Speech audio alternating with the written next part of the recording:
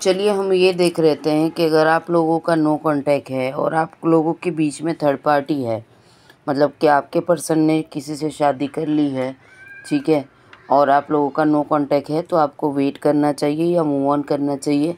और क्या एनर्जीज अभी हैं, आपके पर्सन नो कांटेक्ट में क्या सोच रहे हैं और उनका थर्ड पार्टी के लिए रवैया क्या है, ये चीज़ को हम देख लेंगे।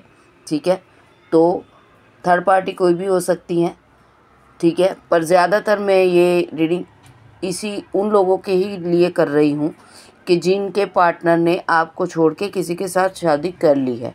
और अगर उन्होंने किसी के साथ शादी कर ली है तो अब आपको वेट करना चाहिए या मूव ऑन करना चाहिए, और उनकी फीलिंग्स अभी आपके लिए क्या है वो चीज़ का मैं आपको रिप्लाई देती हूँ।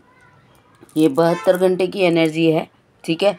थर्ड पार्टी सिचुएशन में है आपके पार्टनर और शादी करके बैठे हैं, तो आपको वेट करना चाहिए या मूव ऑन करना चाहिए। चलिए रीडिंग को स्टार्ट करते हैं।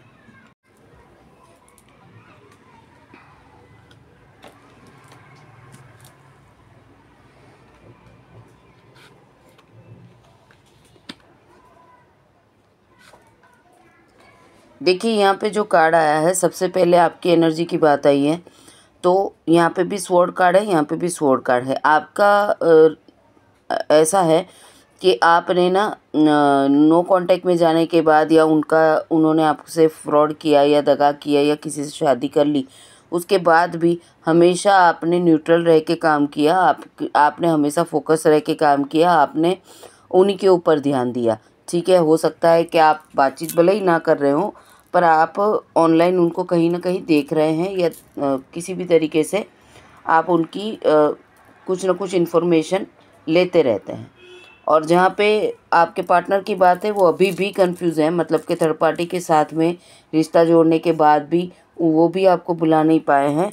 आपको सोचते रहते हैं और आपके पास आने की कोशिश भी करते हैं, पर वो कंफ्यूजन वाले बंदे हैं। तो जो इंसान इतना कंफ्यूज रहता है, उसके लिए आप वेट करो, ये मुझे बहुत अच्छा बात नहीं लग रहा है। पर यहाँ फ्यूचर की बात में लव मैरिज की एनर्जी आई है, तो हो सकता है कि वो डिसीज़न ले और आगे बढ़े। पर यहाँ पे मंथ की एनर्जी है, 2 महीने लग सकते हैं। ठीक है, तो चलो क्लैरिफाई मैं करती हूँ कि ये टू ऑफ सोर्ड्स को मैंने क्लैरिफाई किया तो एस ऑफ सोर्ड्स आया है। वापस से सोर्स की एनर्जी, हो सकता है कि आप दोनों एक दूसरे को सोशल मीडिया पे या किसी भी तरीके से कनेक्ट करते हो, या फिर आप लोग सोशल मीडिया से ही एक दूसरे को मिले हो, ये चीज़ मुझे दिख रही है। क्वीन ऑफ वॉन्ड्स का कार्ड आपकी तरफ आया है। हो सकता है कि आप बहुत ही स्टेबल माइंड से चल रहे हो, उनको भी कहीं ना कहीं से इन्फॉर्मेशन मिल रही है कि आप उनके ट्रॉमा को झेलने के बाद भी अपने आप को स्ट्रॉन्ग बना के अपनी लाइफ में आगे चल रहे हो, ये उनको पता लगा है। ठीक है, और 4 ऑफ वॉन्ड्स को क्लैरिफाई करेंगे तो वो आपके साथ में बात करेंगे या नहीं करेंगे। तो यहाँ पे अभी तक भी स्टक एनर्जी आई है, उनका हार्ट चक्र ब्लॉक है। हो सकता है आप स्पिरिचुअल हो और वो नहीं है, उनका हार्ट चक्र ब्लॉक है। और फाइनेंशियल मैटर है, हो सकता है कि वो जिनसे शादीशुदा हैं वो वहाँ पे फाइनेंस मैटर को आगे कर रही हैं या कर रहे हैं और इनको आगे बढ़ने से रोक रहे हैं, और ये उनके दिल की फीलिंग्स आपको नहीं पहुंचा रहे हैं। तो आपको क्या आउटकम है, आपके आउटकम में देखेंगे कि द लवर्स कार्ड की एनर्जी है। आपको लगता है कि आपका पास्ट लाइफ कनेक्शन है, आपका ट्विन फ्लेम कनेक्शन है।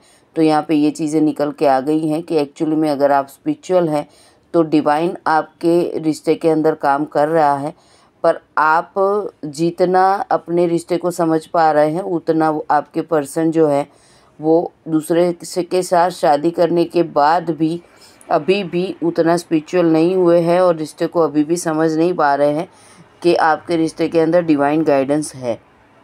डिवाइन उनको बता रही है, समझा रही है, पर इनको अभी भी क्लैरिटी नहीं मिल रही है। तो यूनिवर्स मुझे बताइए कि अगर ऐसी सिचुएशन है तो अब जो पर्सन है जिनको छोड़ के दूसरे पर्सन ने शादी कर ली है और वो अपनी ज़िंदगी में आगे बढ़ गया है, तो जो पर्सन उनका वेट कर रहा है उनको वेट करना चाहिए या मूव ऑन करना चाहिए। मैं 2 कार्ड यहाँ से निकालूंगी। पहला कार्ड है वेट का और दूसरा है मूव ऑन का। मैं दोनों आपके सामने खोल रही हूँ। वेट करने के लिए मना कर दिया है, मूव ऑन करने के लिए बोला गया है, बिकॉज नो डाउट कि 4 ऑफ वॉन्ड्स की एनर्जी आई है। वो आपके साथ में शादी करना चाहते हैं, पर एक आपका स्पिरिचुअल कनेक्शन भी है, आपका सोलमेट कनेक्शन भी है, सब चीज़ें हैं, पर हो सकता है कि जिनके साथ में उनकी शादी हुई है वो वहाँ बहुत बुरे तरीके से ट्रैप है। और मुझे यहाँ पे ये भी दिख रहा है कि जो भी जिनके साथ इनकी शादी हुई है वो डेली बेसिस पे ब्लैक मैजिक यूज़ करती है, मतलब खाने में दे देती होगी या किसी भी तरीके से डेली ब्लैक मैजिक यूज़ करती हैं ताकि ये बंदा उसके साथ में जुड़ा रहे और आपकी एनर्जी तक ना पहुँचे। हो सकता है कि ये बंदे ने कभी अपने मन की बात उनको बोल दी हो कि मुझे तुम पसंद नहीं हो और मुझे कोई और पसंद है, तुम मुझे डिवोर्स दे दो, तो मुझे वहाँ पे जाना है। तो उसके बाद ये जो ब्लैक एनर्जी है वो उसने बढ़ाई है और वो डेली बेसिस पे ब्लैक मैजिक और वो काम करती है। अब देखो, बंदा अगर जेंट्स है, फीमेल हो या मेल हो, खाना तो खाएगा, ठीक है। और जिनके साथ में घर में 24 घंटे रहते हैं वो कितना ब्लैक मैजिक कर सकता है वो आप भी समझ सकते हैं। ये ब्लैक मैजिक की एनर्जी है और ब्लैक मैजिक की वजह से ही उनको ये द लवर्स की एनर्जी और फॉरवर्ड वॉन्ड की एनर्जी नहीं दिखी। हो सकता है कि आप लोगों का रिश्ता था, उस टाइम पे ही ये जो उनकी वाइफ है या उनके हस्बैंड है उसने ब्लैक मैजिक यूज़ किया और आप लोगों का रिश्ता टूट गया और अभी भी ब्लैक मैजिक की एनर्जी है। तो आपको बोला जा रहा है कि आप मूव ऑन कर लो, बिकॉज़ आप यहाँ 2 महीने तक वेट करने से अच्छा है कि आप ना 3 महीने पास्ट में चले जाओ। अगर आपकी लाइफ में 3 महीने पहले किसी ने आपको ऑफ़र दिया है या फिर शादी का किसी ने ऑफ़र दिया है या फिर कोई बंदा आपका इंतज़ार काफ़ी टाइम से कर रहा है, हो सकता है कि आप इनके साथ में अटैच थे, इसलिए आपने बहुत सारे प्रपोज़लों को नो बोला हो। तो उसमें से कोई ऐसा बंदा है जो आपका अभी भी इंतज़ार कर रहा है, तो आप उसके ऊपर फोकस करो, ठीक है। तो मेरा जवाब यही है कि आपको वेट करने नहीं चाहिए, आपको मूव ऑन करना चाहिए, बिकॉज़ जो बंदा है वो नो डाउट आपके पास में आना ज़रूर चाहता है, पर उसके अंदर बोलने की हिम्मत ही नहीं है, ना उसके पास अपनी ज़िंदगी के लिए लड़ने की हिम्मत है, ठीक है। तो ऐसे बंदे ना, अनस्टेबल बंदे के साथ में कितना भी स्पिरिचुअल कनेक्शन हो, आप उसका वेट करके करोगे क्या? तो जवाब यही है कि अगर आपके पार्टनर ने आपके साथ रिश्ता तोड़ के नो कॉन्टैक्ट जोन में आपको डाल के अगर थर्ड पार्टी के साथ में मूव ऑन करके उसके साथ शादी कर ली है, तो आपको इस रिश्ते को यहाँ पे स्टॉप करके 2025 में आगे बढ़ना है।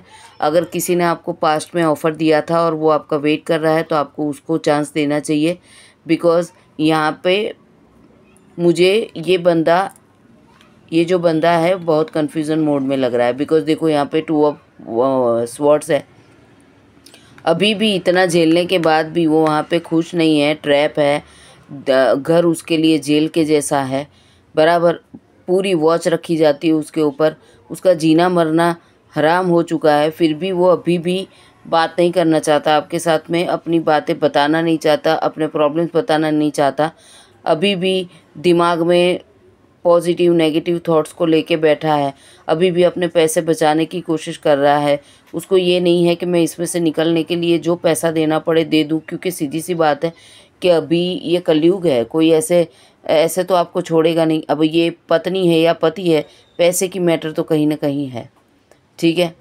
जो स्पिरिचुअल बंदा होता है ना, वो आपसे कोई डिमांड नहीं करता, पर ये ब्लैक मैजिक करने वाला जो भी बंदा उसकी लाइफ में है, चाहे उसका पति हो या फिर पत्नी हो, वो ऐसे थोड़े बिना पैसे के छोड़ेगा। तो ये पैसा बचाने की कोशिश अभी भी कर रहे हैं, तो मुझे नहीं लगता है कि इनके पीछे बैठा रहना चाहिए, बिकॉज़ स्टेबिलिटी के लिए आपको ना पता नहीं कितने जन्म लग जाएंगे। तो आपका भी ज़िंदगी है, आप उसमें आगे बढ़ो, ओके।